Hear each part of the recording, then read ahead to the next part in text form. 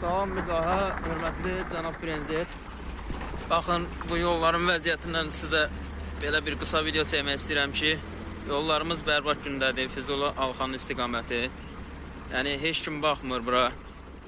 Buranı heç kim nəzərə almır. Hər kəs buradan maşınlar dağılır. Xahiş edirəm sizdən artıq dərəcədə bu yolları nəzərə alarsınız. Videoma baxıb nəzərə alarsınız. Yolları çəkməkdə bizə kömək göstərəsiniz ki, bu yollar düzəlsin. Zəhmət olmasa bunu artıq dərəcədə xahiş edirəm ki, bunu nəzərə alın. Çünki həqiqətən çox bərbad gündədir.